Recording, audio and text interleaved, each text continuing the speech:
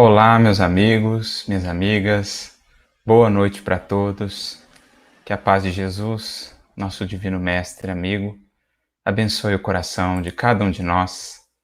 É uma alegria estarmos aqui juntos para mais um estudo aí do nosso livro Calma, né? Para a gente poder avançar nessas reflexões, aprofundar aí o nosso entendimento da obra, podemos aprender com Emmanuel quais os caminhos para podermos desenvolver esse espírito de serenidade, esse espírito de tranquilidade que nos cabe a todos desenvolver. Então, é uma imensa alegria estarmos juntos para podermos recolher essas bênçãos da doutrina espírita e assim nos renovarmos, nos inspirarmos para a caminhada com o Mestre. Hoje nós vamos avançar para o estudo do capítulo 4 da obra, intitulado Nas Crises. Portanto, um capítulo muito propício, muito importante para todos nós, porque na jornada humana vivenciaremos crises, tanto individuais, como crises também coletivas, né? Desafios coletivos. E nos cabe aí aprender a lidar com esses momentos que são muito importantes para a trajetória do espírito, né? A maneira pela qual ele se porta diante desses momentos é muito importante. Por isso a gente vai refletir com o amparo de Emmanuel aí sobre como construir esse estado interno para melhor lidar com essas experiências. Mas antes de iniciarmos a reflexão, gostaríamos de agradecer aqui aos corações que já estão conosco, o Ronaldo Santana no YouTube, a Emília Gonçalves, a Beatriz Palhas, a Alexandra, o Mário Domingos, a Ermelinda, a Rosane, lá no Facebook, a Cristina Lavarini, né, o Tavinho lá no YouTube também, no Face a Luíse Vale, a Alana Marise, no YouTube a Patrícia, o Adriano, a Sueli Romano, a Célia Coutinho, a Juliana Carus, um abraço, minha amiga. A Divina, lá de Patrocínio, querida amiga, um abraço. Que Jesus, portanto, nos conduza às reflexões nesta tarde, nesta noite. E vamos lá, então, iniciando pelo título. Logo pelo título, como sempre fazemos, os títulos de Emmanuel já são parte da mensagem. Já nos trazem uma reflexão sempre muito valiosa. E é interessante pensarmos na palavrinha crise. Porque, como dizíamos, as crises são momentos definidores para o espírito, ou para uma coletividade, né, para uma individualidade coletiva. Então, existem crises individuais, crises de um grupamento familiar, crises de uma nação, crises globais, como, por exemplo, a que ora vivemos. Mas a gente precisa entender de onde vem essa palavra, porque aí a gente vai conseguir alcançar melhor a importância de momentos como esse. A palavra crise vem do grego aí, crisis, e ela deriva, na verdade, do verbo crino, que significa separar, julgar, né, analisar, avaliar. Então a gente já percebe que o que é a crise? A crise é um momento de separação, é um momento de análise, de avaliação entre um modo de ser anterior àquela crise e um modo de ser posterior àquela crise. Então, esses momentos que podemos, pensando aí no contexto do Evangelho, pensar como momentos de testemunho, momentos de aferição, ou na linguagem simbólica do Evangelho, momentos de ceifa, são momentos que visam separar, ou pelo menos convidar a criatura ou as criaturas a separarem, a julgarem, a analisarem o que vale a pena seguir adiante, né, continuar levando adiante, o que vale a pena ser deixado para trás. O que é valor, o que é recurso que nos cabe valorizar, investir, o que é aquilo que precisamos deixar, abandonar, porque já não mais valioso ou porque já entendemos que aquilo não agrega, aquilo não edifica. Então, é o que a gente vai ver nas parábolas, né? Jesus tem uma série de parábolas no Evangelho, chamadas parábolas escatológicas. Escatos vem do grego, significa aí fim dos tempos, algo nesse sentido. Mas o que Jesus quer dizer com essas parábolas escatológicas? São parábolas que vão tratar de tempos, né? Elas vão falar de ciclos. Ciclos que são fechados por um momento de ceifa, por um momento de aferição, por um momento de separação. Então, alguns exemplos. Em Mateus 13, por exemplo, nós temos a parábola do joio e do trigo. Ela é uma parábola escatológica, porque ela fala de um momento final, de um fechamento de ciclo. Você tem uma ceifa, então eu separo o joio do trigo. A parábola da rede ou a parábola da pesca, nós temos um indivíduo que vai, lança as redes, pesca, mas eu tenho um final daquela pesca que é marcado ali, aquele final, pela separação dos bons peixes, dos maus peixes. Então são parábolas que vão tratando essa ideia de ciclos, períodos. Assim se dá a evolução da humanidade, a evolução de cada um de nós. Nós vamos ajuntando recursos, vamos ajuntando aprendizados, vamos ajuntando experiências, até que chega aquele momento que é a ceifa. Então, por fim dos tempos, ali não entendamos assim o final da Terra, entendamos o fim de um ciclo, que pode ser pensado o ciclo da Terra como um todo, o fim do ciclo que nós estamos passando agora, né? De um mundo de expiação e provas para o início de um outro ciclo, de um mundo em regeneração, mas nós podemos pensar essas parábolas aplicadas a ciclos menores, na nossa vida cotidiana. A gente às vezes passa assim por 5, 10, 15 anos de mais calmaria, mais facilidades, por exemplo, na vida. De repente chega aquela experiência, uma experiência que é definidora, uma experiência que transforma a nossa vida dali por diante, né? Segundo a postura que adotamos, se uma postura ali de resiliência, de humildade, de aprendizado, de abertura, nos transforma para melhor.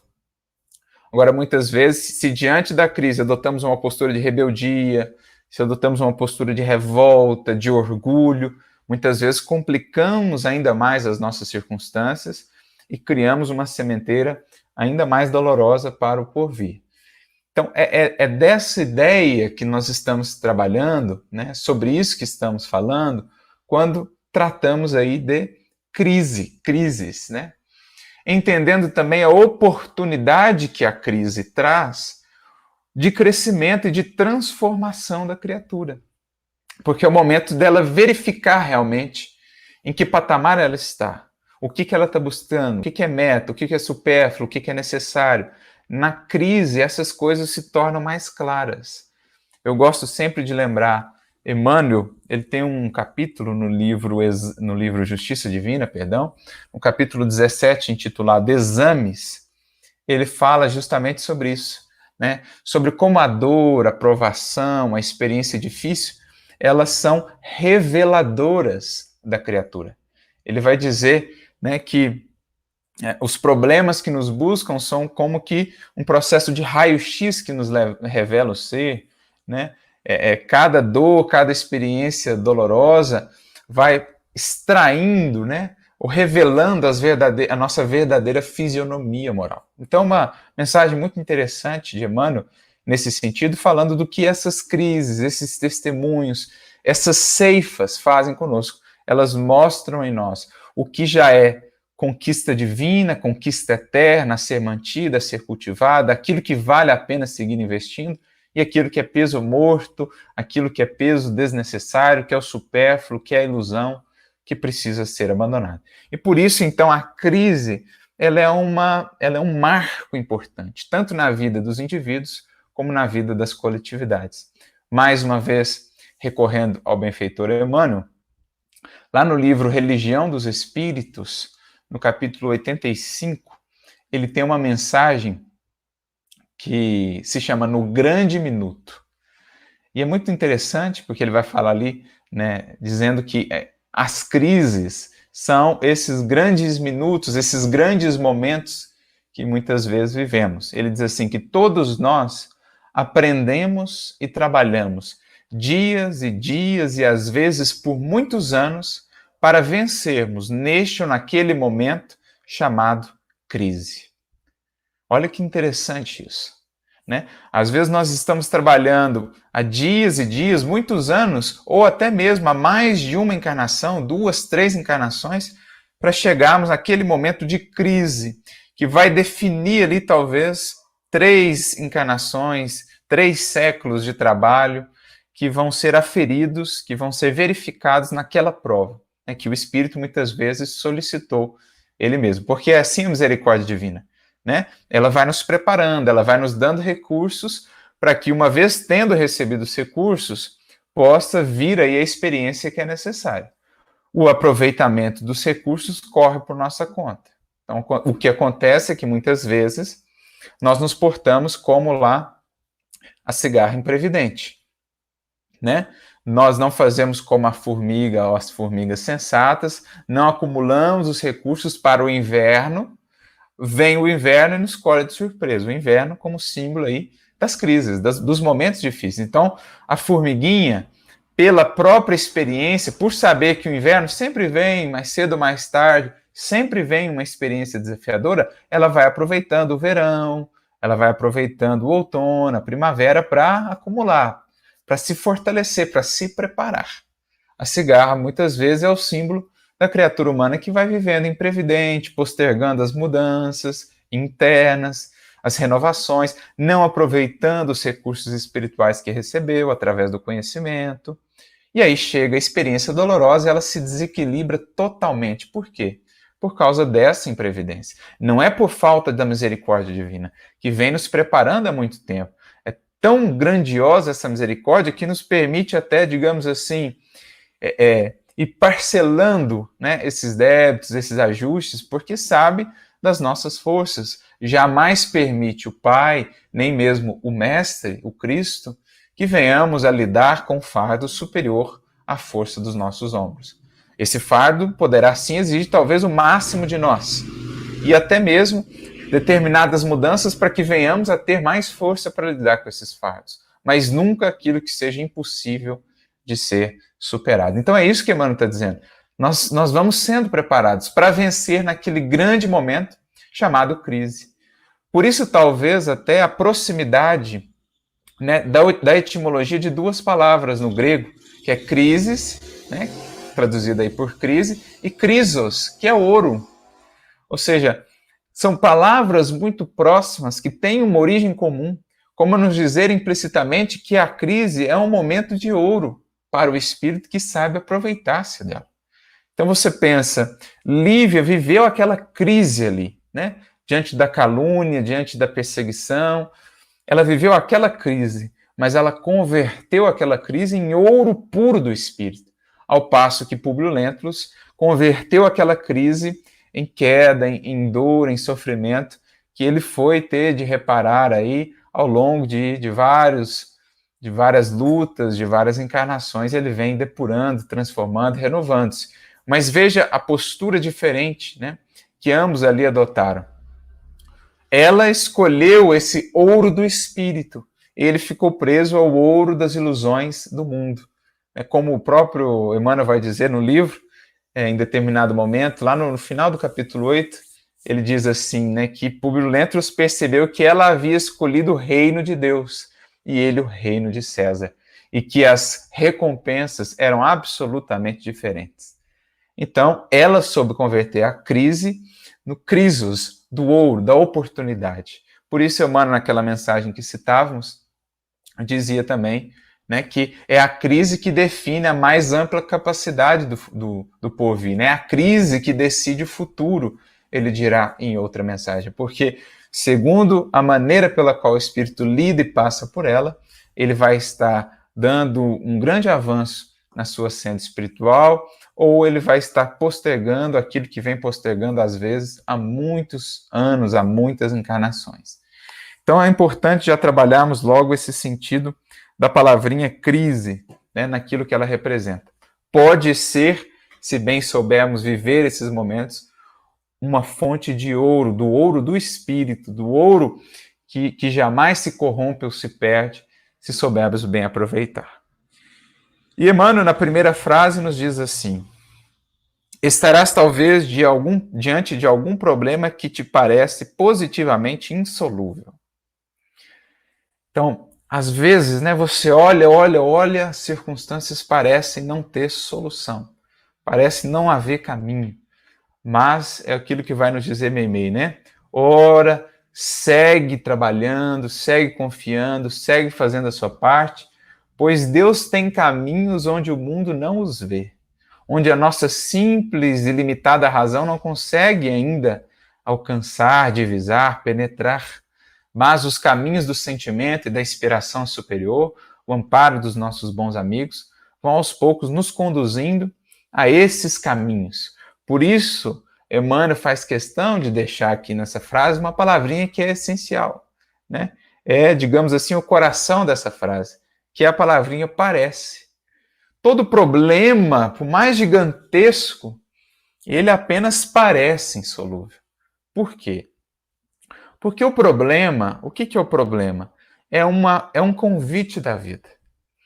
Convite para que busquemos desenvolver aspectos em nós, busquemos mobilizar determinadas potências da nossa alma, busquemos nos motivar a determinadas realizações, para que subamos um degrau na experiência, um degrau na condição de nós mesmos, para que então consigamos solucionar esse problema. Então, o problema em si, os desafios da vida, eles são aguilhões que estimulam a alma a subir os degraus da evolução. Por quê? A solução do problema está no degrau acima, não no degrau em que estou. Se estivesse no degrau em que estou, não seria um problema. Mas como está no degrau acima, essa é a própria razão de ser do problema. Ele quer me fazer subir, ou ele quer me fazer contornar, mudar o rumo. Pensemos num curso de água. Para ele chegar no rio e depois no mar, ele necessariamente precisa aprender a contornar problemas. E quando não consegue contornar os problemas, o que o curso de água faz? Ele sobe, ele cresce, ele se eleva, ele se avoluma. E então ele se sobrepõe àquele obstáculo, àquele problema. Assim também cada um de nós, né? O problema está aí justamente para nos levar a sermos uma nova versão de nós mesmos, em que veremos as circunstâncias de um outro ponto de vista, com novas variáveis, novas considerações, e aquilo que antes parecia insolúvel, agora não é mais.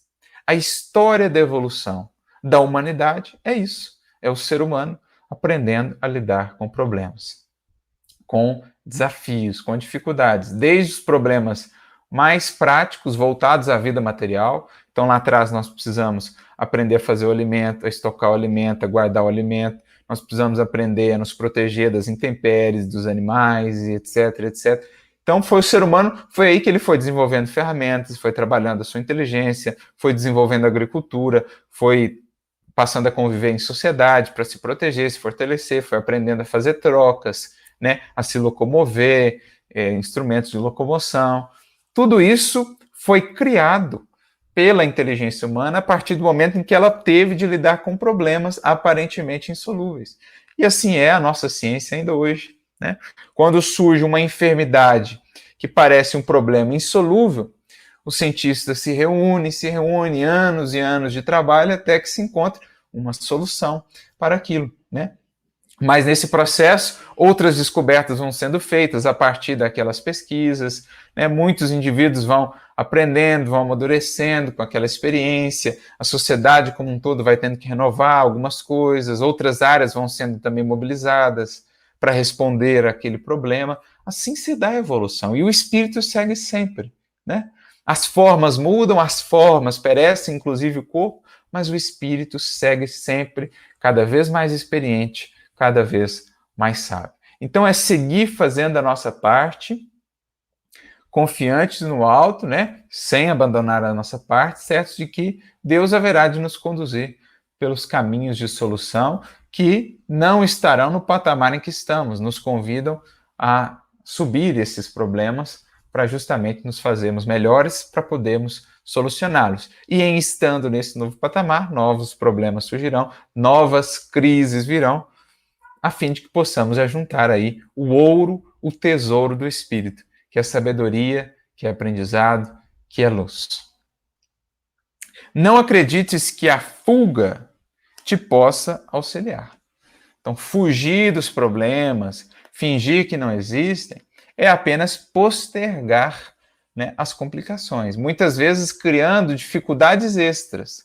Né? Se algo está ao nosso alcance sanar, resolver, aproveitemos quanto antes, para que isso não cresça, porque às vezes um problema que começa pequenino, pela nossa invigilância, pela nossa desatenção, pela nossa imprudência, aquilo vai crescendo e depois toma uma proporção muito mais desafiadora de ser solucionado. Então, assim que identificou um probleminha, assim que identificou uma dificuldade, sobretudo dentro de nós, né? Por exemplo, o problema de uma mágoa, o problema de uma revolta, o problema do orgulho, da vaidade, né? Façamos tudo que estiver ao nosso alcance para ir cortando essas ervas daninhas, para que elas não se espalhem, né, no campo do nosso sentimento, comprometendo muitas vezes até a messe dos valores, até a messe das virtudes. Né? Então, é preciso atuarmos ali como lavradores atentos, que protegem, né, a sua cultura, que protegem o seu campo. Então, resolver quanto antes os problemas internos, para que isso não se complique depois. É o que Jesus diz, por exemplo, no que diz respeito ao perdão. Né? Reconcilia-te enquanto estás a caminho, para que não venha depois acontecer de ser lançado na prisão e tal. O que Jesus está dizendo? Aproveita a ocasião, resolve, pacifica, serena, perdoa, investe, alimenta o bem, porque depois esse fermento das sombras, se a gente deixa ele ali guardado num cantinho, aquilo vai crescendo.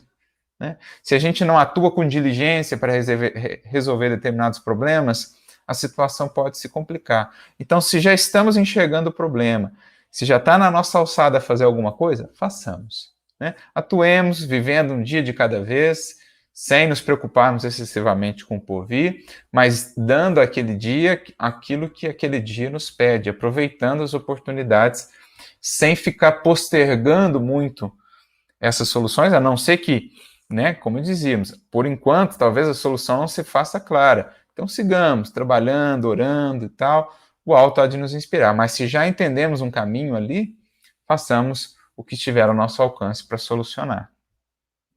Pensa nas reservas de força que jazem dentro de ti. Então, nós temos reservas, nós temos jazidas imensas, né, de forças, de potenciais a serem descobertos. Me recordo aqui de Leon Denis, que fala muito isso, no seu livro Problema do Ser, do Destino da Dor, na terceira parte ali, né, capítulo 20 em diante, quando ele diz que nós temos basicamente duas esferas de expressão, de ação, uma mais exterior, que é o eu, a personalidade transitória, né, o eu do ego, aí, o eu exterior, e nós temos aquela mais profunda, mais interna, o eu divino, onde estão ali as nossas potências ocultas que precisamos trazer à tona. Ele faz até analogia, lá no capítulo 24, por exemplo, comparando-nos a um mar, assim. Geralmente somos ali no mar, revoltos na superfície, sem nunca ir mais fundo em nós mesmos, lá no fundo desse oceano, descobrindo ali verdadeiras jazidas, verdadeiros tesouros, que nos cabe trazer à tona, né? É aí um movimento que deve vir de nós, da nossa vontade, para encontrar essas forças. E nada melhor do que o estudo, né, no silêncio, no recolhimento, a prece, a meditação, a reflexão, para irmos alcançando essa profundidade em nós e encontrando forças que considerávamos não ter, se vivemos só na superfície de nós mesmos. Quanto mais fundo vamos indo, mais vamos percebendo o quanto ali né, jazem ali de recursos preciosos, muitas vezes negligenciados, e que poderiam já estar aí nos auxiliando a resolver os problemas, a lidar com as lutas da vida. Então ele diz, pensa nisso, lembra-se disso, busca isso, nessas reservas de força, e aceita as dificuldades como se apresentam. Porque se eu me fecho à circunstância, eu não estou disposto a aprender com ela, nem tampouco a enxergá-la tal qual ela é, como se eu colocasse uma venda nos meus olhos espirituais, né? Quando me fecho no orgulho, na revolta, então eu não consigo enxergar com clareza a circunstância, nem tampouco colher o aprendizado que ela tem a me trazer. E ela fica ali, né? Ela não passa, porque eu não estou disposto a aprender, porque uma vez que aprendo, uma vez que colho a experiência, é da própria lei da vida que seja reconduzido a uma outra experiência, porque o aprendizado já foi colhido. Então, por isso a humildade, que é essa abertura de espírito, essa disposição à mudança, é tão essencial para, diante das experiências difíceis, podemos passar por elas com fortaleza. Porque a humildade abre espaço para a resignação, que é o que nos abre espaço também para a consolação, para o entendimento, para a inspiração do alto. Por isso a ordem das bem-aventuranças, a humildade em primeiro lugar, a resignação em segundo lugar, para mostrar aí essas bases que precisamos ter para lidarmos com as injunções da vida, com as provas, com as crises. O espírito aberto, ele está aberto também à inspiração, ao auxílio do alto. O espírito fechado no orgulho, ele se fecha até mesmo ao auxílio, ao amparo do alto. Então, essa é uma ideia, ou esse é um entendimento importante que nos cabe ter, né? Emmanuel, no livro Ceifa de Luz, lá no capítulo 22, ele vai dizer assim que trabalho e aceitação, né? Sem fuga aos deveres, sem fuga aos compromissos, é quase sempre metade do êxito em todos os testes a que venhamos a ser submetidos. Então, olha que interessante isso que ele está dizendo, né? Quando eu já tenho ali aceitação, quando eu já predisponho a aprender com aquilo, eu já estou tendo metade do êxito naquela crise, naquele teste. Se eu não me fecho, não crio uma casca de dureza, de revolta, de indiferença, de lamentação, se eu não caio nisso, já me abro, aceito e louvo a Deus, né? Agradeço, como dizia Paulo, em tudo dai graças. Eu já estou me predispondo mais facilmente a acessar os recursos do alto para ganhar força e inspiração para superar aquela experiência. Não abandones a tua possibilidade de trabalhar e continua fiel aos próprios deveres. Então, não abandones o posto, continua fiel, porque não existe felicidade distante do dever bem cumprido. Não existe felicidade real, uma vez que abandonamos a consciência tranquila, a paz que nos confere o dever bem cumprido. Então, mantenha-te firme, mantenha-te fiel, quaisquer que sejam as circunstâncias.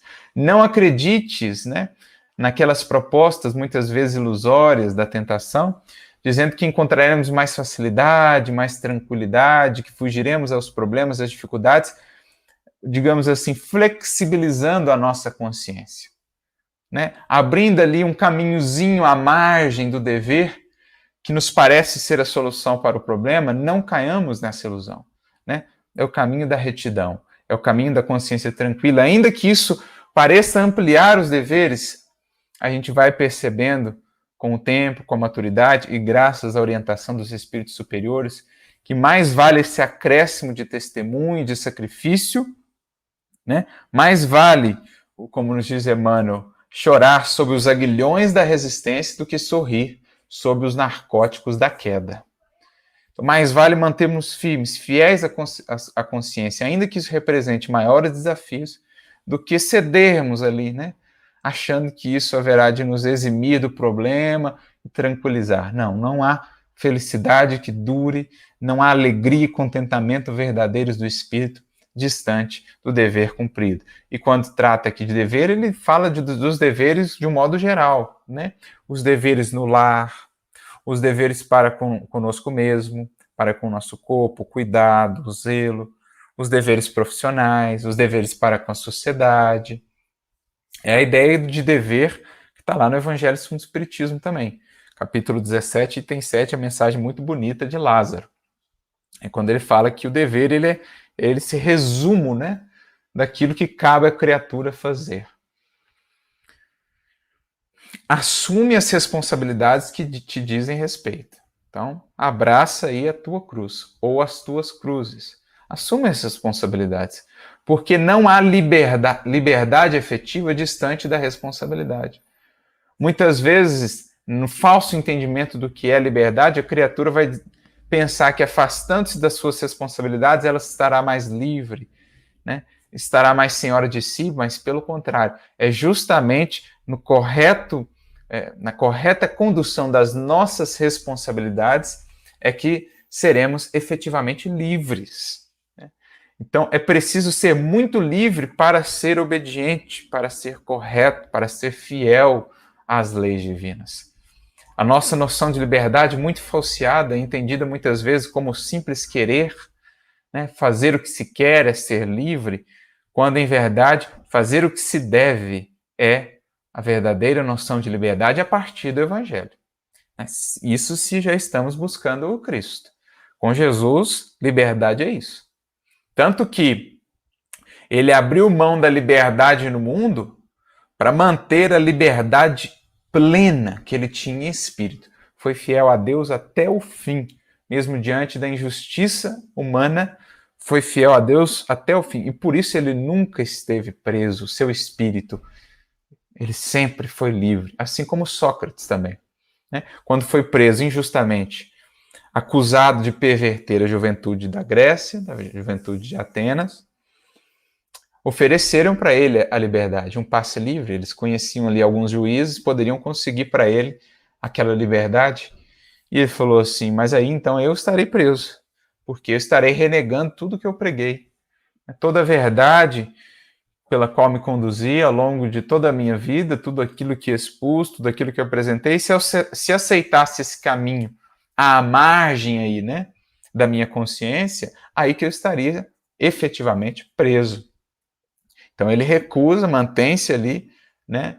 E o desfecho todos nós sabemos, aquela grandeza com que ele se entrega ao martírio e passa aos séculos como esse grande exemplo, né, de espírito livre, porque embora estivesse preso ali, ele se considerava, se sentia um espírito livre. Por quê?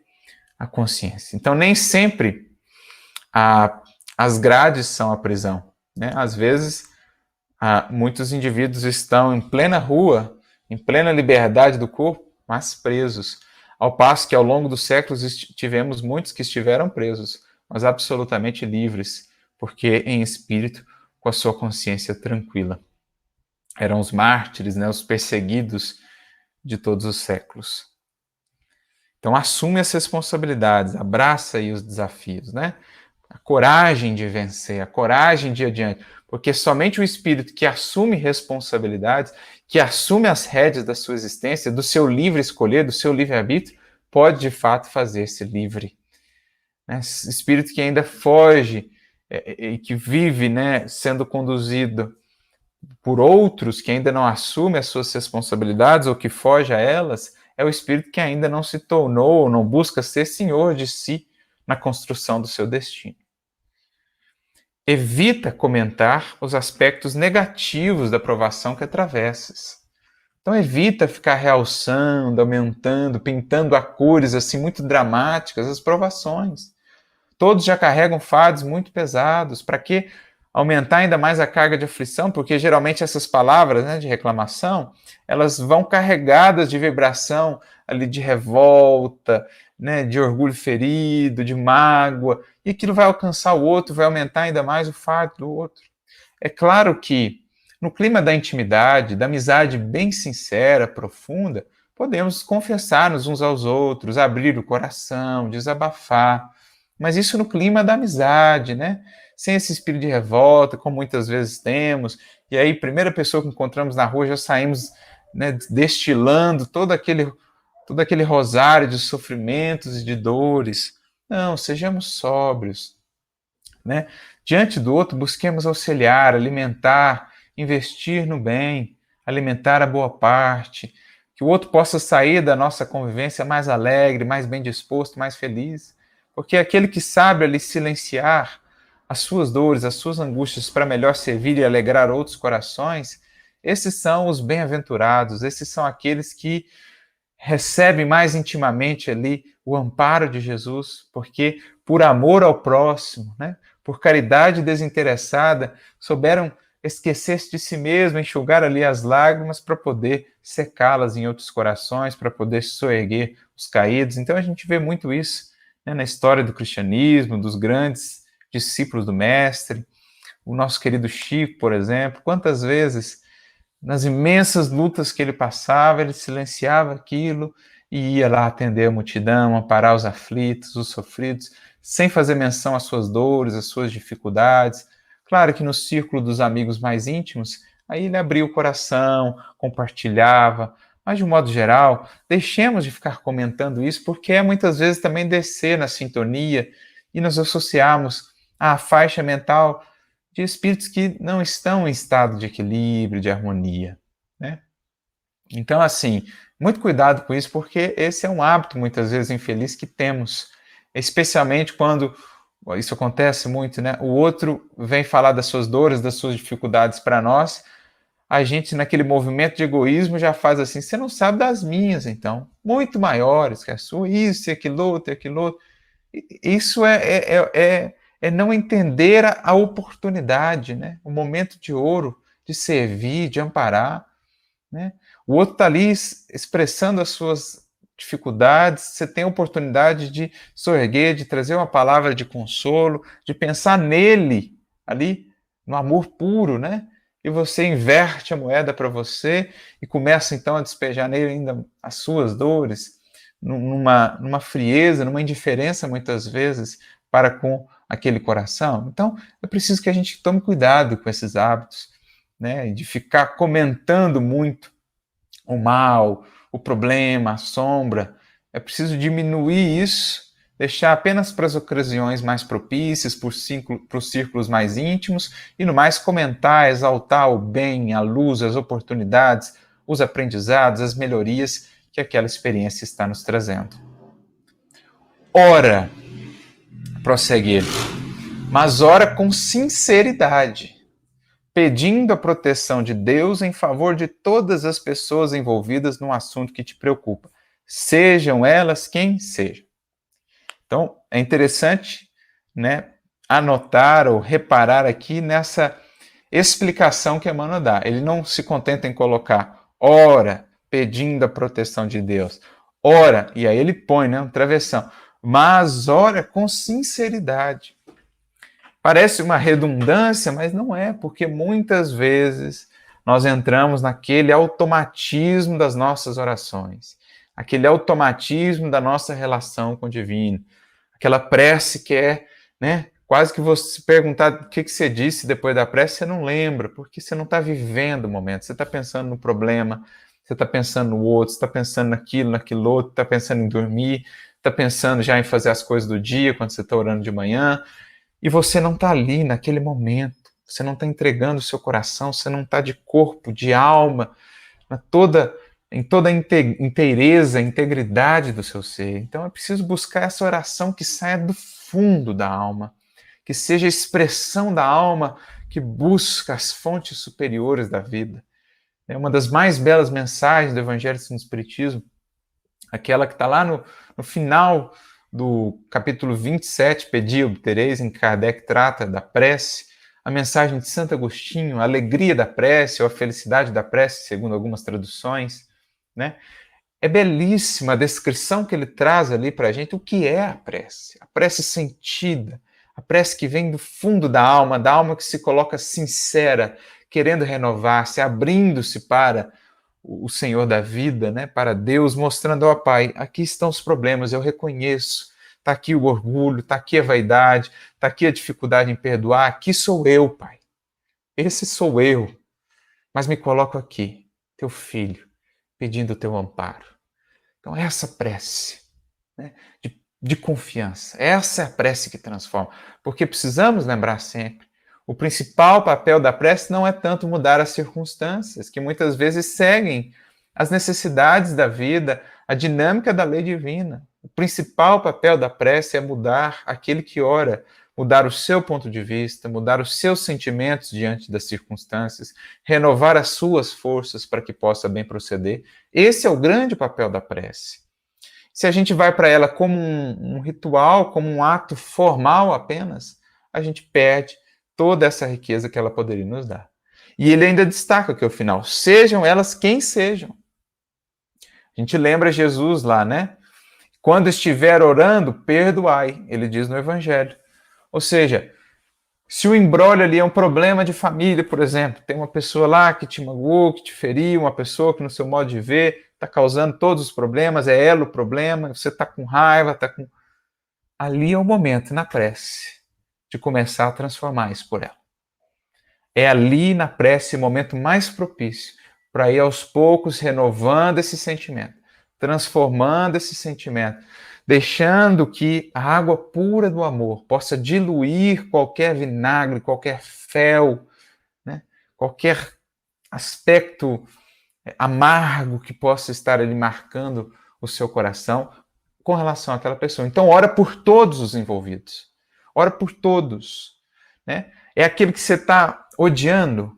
Reconheça que está odiando alguém e ora por ele. Começa orando, porque aos poucos você vai vendo esse ódio sendo convertido em compaixão, em compreensão, em misericórdia, graças ao amor do Cristo, que através da prece flui para o nosso coração. Então isso é muito importante.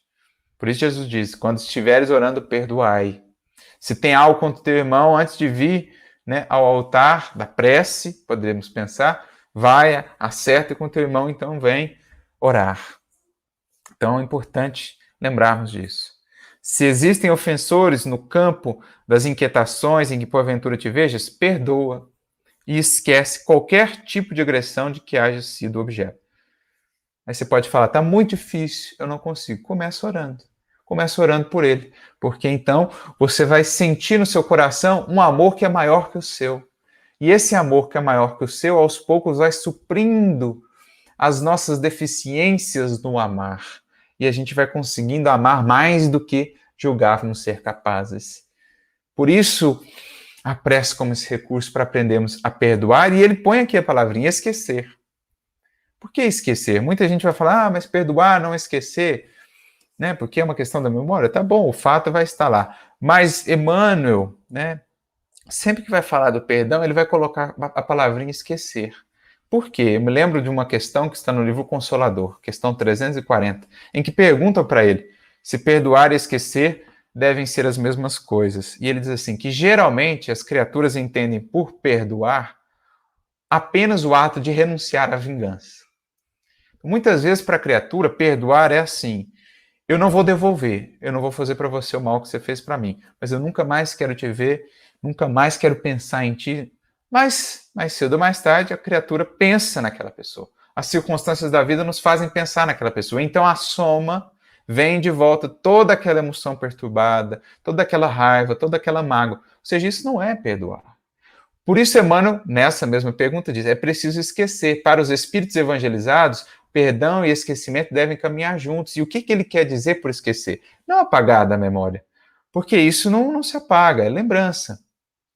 Mas por esquecimento, aqui e lá no Consolador, ele quer dizer o seguinte: renovar a memória afetiva em relação àquela pessoa, em relação àquela circunstância, porque essa memória a que causa sofrimento, a que causa mágoa. Enquanto eu não trabalhar ela, eu posso estar quilômetros de distância daquela pessoa, mas ela vai estar comigo. O problema vai estar ali. Eu posso ter achado que perdoei, mas não perdoei ainda. Né? Porque aquela memória afetiva ainda está ali. Memória que sempre que eu associar aquilo, sempre que eu lembrar daquilo, aquilo vem à tona de novo. Então essa é a ideia do perdão com esquecimento, que é o que Jesus diz lá. Né? Reconcilia-te enquanto estás a caminho com ele. Por quê? Enquanto eu não perdoar com esse esquecimento da memória afetiva, o outro vai estar a caminho comigo. Ele pode estar em outro orbe. Ele já pode ter avançado, mudado de órbita, está em outro país, mas se eu não perdoei e renovei essa memória afetiva, ele está caminhando comigo, porque ele está dentro de mim. Eu continuo carregando aquele peso, aquela mágoa, aquele carvão em brasa. Entendem? Por isso ele coloca perdoa e esquece, como coloca lá no Consolador também, na questão 340. Porque sem esse esquecimento, essa renovação da memória afetiva, não há perdão de fato. Perdão não é simplesmente não revidar, não devolver, não se vingar. Mais do que isso, é transubstanciar, renovar o sentimento vinculado àquela experiência, àquela pessoa. Né? Claro que isso pode demandar de nós um tempo, não é algo que se dá da noite para o dia, na grande maioria dos casos, né? Vai demandar de nós muitas vezes tempo, paciência, constância, e por isso a importância da prece, como esse lavar do coração, né? Removendo ali tudo que seja sujidade, tudo que seja ponto de adoecimento, aquilo vai lavando, vai purificando.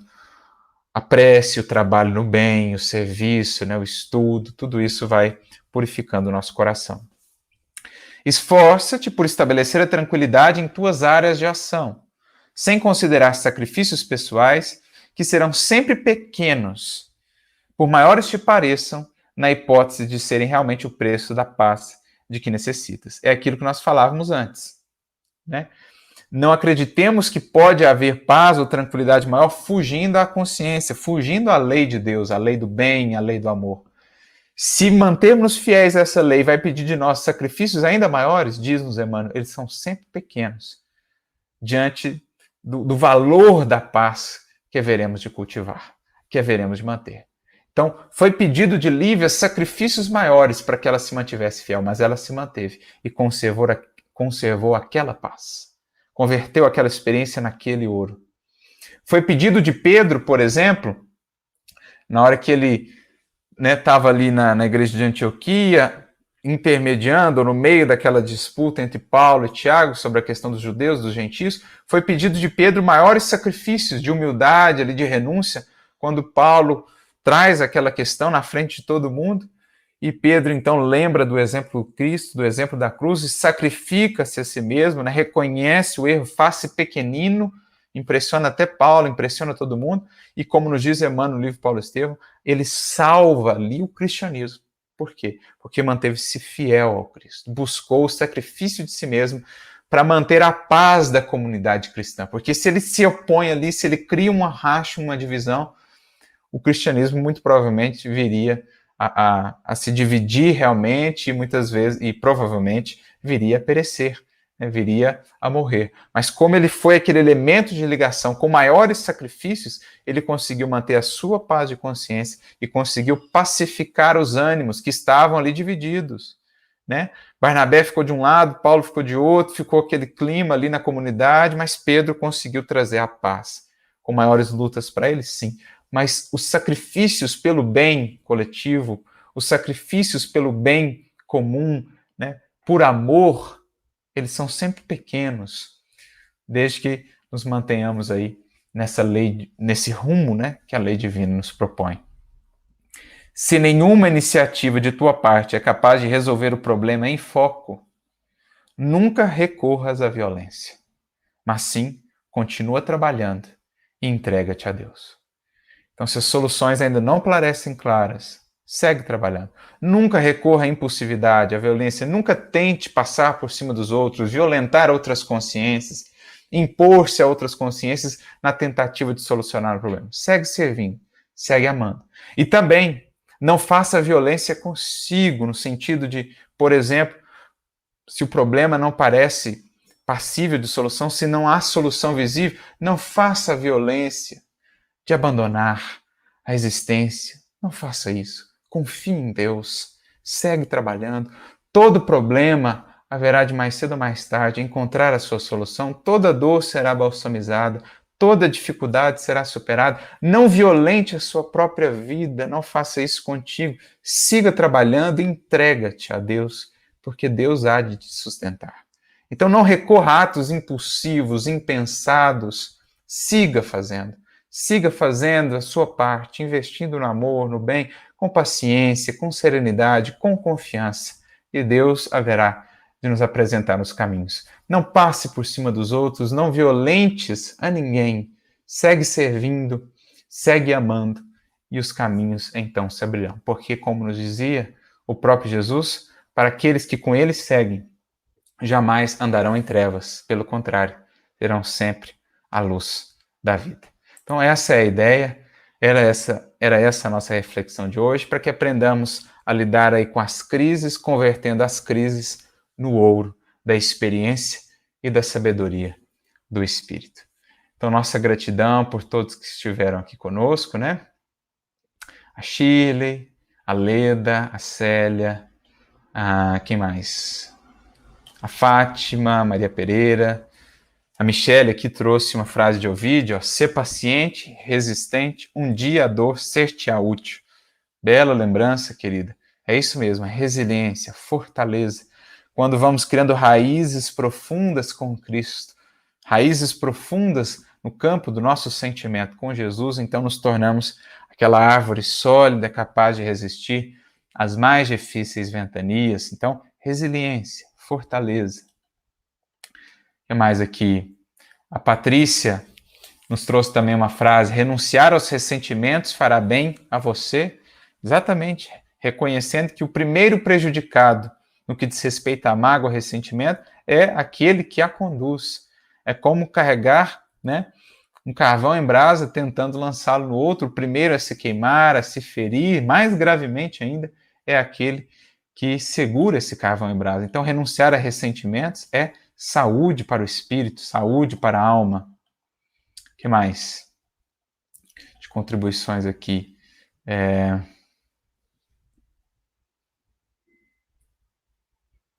O Eduardo fala que o perdão com uma ferida demora muito a cicatrizar.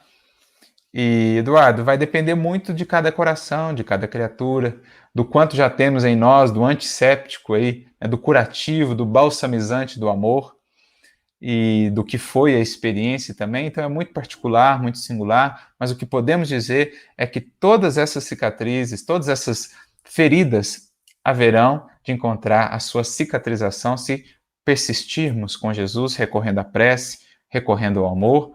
Todas as feridas haverão de serem convertidas em experiência para o espírito, em aprendizado para o espírito, em luz para o espírito de um sentimento cada vez mais depurado, cada vez mais sublimado, até o ponto em que estaremos numa tal condição em que sequer mais seremos feridos, porque já amaremos de uma tal maneira que nem precisaremos mais perdoar, porque já não mais nos sentiremos ofendidos de qualquer maneira ou feridos pelas escolhas, pelas atitudes dos outros.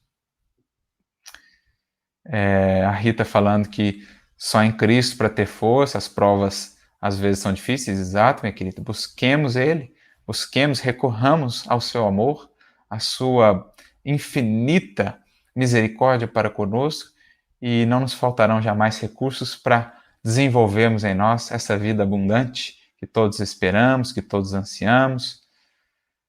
E é isso, né? Agradecendo aí os amigos pelas contribuições também, pelas reflexões, rogando a Jesus que lhes abençoe a todos nas suas crises, né? Nas crises individuais, nos testemunhos individuais de cada um, e a todos nós nas crises coletivas, que saibamos, com a doutrina espírita e com o Evangelho do Mestre, aproveitar essas experiências para crescermos em espírito rumo à eternidade. Então, um grande abraço para todos. Vamos ficando por aqui com o nosso estudo, retornando então na quarta-feira que vem para darmos prosseguimento. Muita paz e muita luz.